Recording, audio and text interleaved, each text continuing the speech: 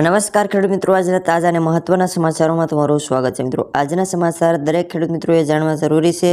મિત્રો, વિડીયોમાં અંત સુધી બન્યા રહેજો. મિત્રો, આજના સમાચારોમાં વાત કરીશું મિત્રો 2024માં ચોમાસું કેવું રહેશે તેની આગાહી. તેમજ મિત્રો જનધન ખાતા ધારકોને મોટી ખુશખબર. તેમજ મિત્રો ફેબ્રુઆરી મહિનામાં 11 દિવસ બેંકો રહેશે બંધ. તેમજ મિત્રો ગરીબોને ભેટ, મોદી સરકારની મોટી ભેટ. તેમજ મિત્રો 2024માં ખેડૂતોનું દેવું માફ થશે. તેમજ મિત્રો 2024માં બજેટ સત્ર જાહેર. તેમજ મિત્રો ડુંગળીની આવકોમાં વધારો. તેમજ મિત્રો સોના ચાંદીના ભાવમાં સામાન્ય વધારો.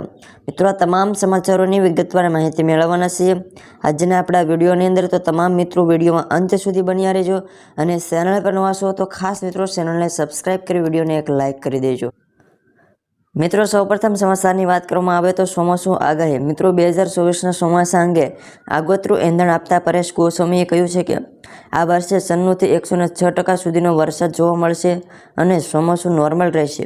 ગયા વર્ષની જેમ આ વર્ષે પણ 2 તબક્કામાં વાવણી થશે અને વાવણીનો વરસાદ થઈ જાય પછી એક મોટી ગેપ આવશે જે 1.5 થી 1.5 મહિનાનો હશે. ન આવી શકે તેવી પણ ચિંતાજનક આગાહી પરેશ ગોસ્વામીએ કરી છે.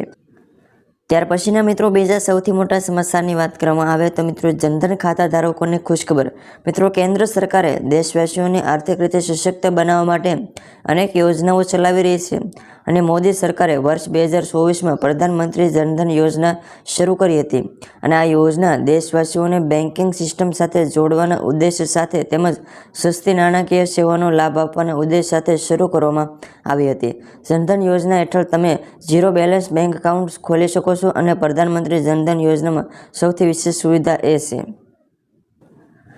ત્યાર પછીના મિત્રો બીજા સૌથી મોટા સમાચારની વાત કરવામાં આવે તો મિત્રો ફેબ્રુઆરી મહિનામાં બેંકો રહેશે 11 દિવસ બંધ. મિત્રો, વર્ષનો પહેલો મહિનો પૂરો થવામાં આવ્યો છે અને વર્ષની શરૂઆત થવાની છે અને આવી સ્થિતિમાં જો તમારે આગામી મહિનામાં બેંક સાથે સંબંધિત કોઈ પણ મહત્વપૂર્ણ કાર્ય હોય તો તમને જણાવી દઈએ કે ફેબ્રુઆરી મહિનામાં ઘણી રજાઓ આવવાની છે. શનિવાર અને રવિવારની રજાઓ સિવાય ફેબ્રુઆરીમાં વસંત પંચમી, છત્રપતિ શિવાજી જયંતિ વગેરેના કારણે બેંકો ઘણા દિવસ સુધીમાં રજા રહેશે અને ફેબ્રુઆરીના 29 દિવસમાંથી 11 દિવસ બેંકોમાં રજા રહેશે, જેમાં શનિવાર અને રવિવારની રજાઓનો સમાવેશ થાય છે અને ગ્રાહકોની સુવિધા માટે રિઝર્વ બેંક ઓફ ઇન્ડિયાની મહિનાની શરૂઆત પહેલાં રજાઓની યાદી બહાર પાડી છે, જેથી ગ્રાહકોને કોઈ પણ સુવિધાનો સામનો કરવાનો પડે.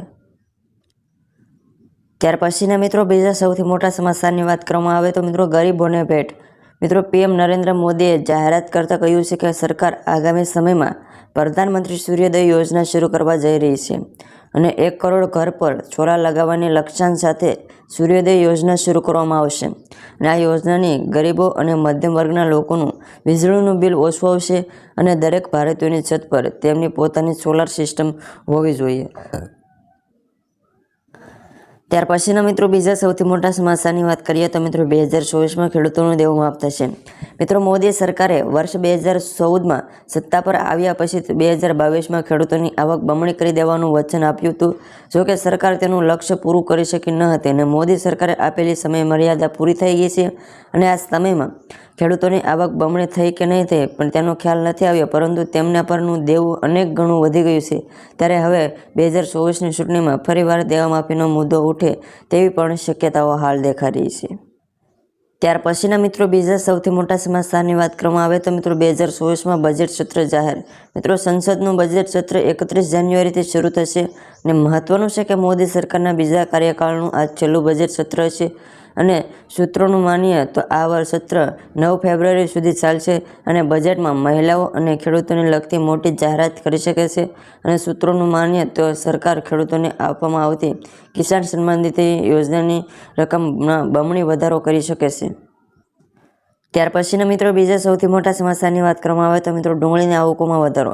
મિત્રો, ભાવનગર માર્કેટિંગ યાર્ડમાં એક જ દિવસમાં 94,700 ગુણીની વેચાણ થયું હતું અને ડુંગળીના ભાવ 120 રૂપિયાથી લઈને 270 સુધીના જોવા મળ્યા હતા અને ખેડૂતોને પોષણક્ષમ ભાવ મળતા રાહત થઈ છે અને થોડા દિવસો પહેલાં ડુંગળીના ભાવમાં તળિયે બેસી જતા ખેડૂતોને નુકસાન વેઠવાનો વારો આવ્યો હતો. તે સમયે ખેડૂતોને મણે 5 થી 8 રૂપિયાનો ભાવ મળી રહ્યો હતો, જેનાથી ખેતીના ખર્ચનો કાઢવો પણ મુશ્કેલ પડી રહ્યો હતો. ત્યાર પછી મિત્રો બીજા સૌથી મોટા સમાચારની વાત કરીએ તો મિત્રો સોનાના ભાવમાં સામાન્ય વધારો. મિત્રો આજે 22 કેરેટ 10 ગ્રામ સોનાના ભાવમાં 700 રૂપિયાનો ઘટાડો થયો. તે સાથે નવો ભાવ 58,850 રૂપિયા થયો છે, જ્યારે ગઈકાલે તેમનો ભાવ 57,150 રૂપિયા હતો. જ્યારે 24 કેરેટ 10 ગ્રામ સોનાના ભાવમાં 300 રૂપિયાનો ઘટાડો થયો. તે સાથે નવો ભાવ 63,000 રૂપિયા થયો હતો, જ્યારે ગઈકાલે તેમનો ભાવ 62,020 રૂપિયા હતો.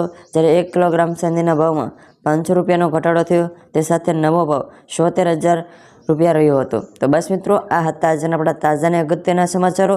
રોજે રોજના સમાચારો જાણવા માટે ખાસ મિત્રો ચેનલને સબસ્ક્રાઈબ કરી લેજો. આભાર. જય જવાન જય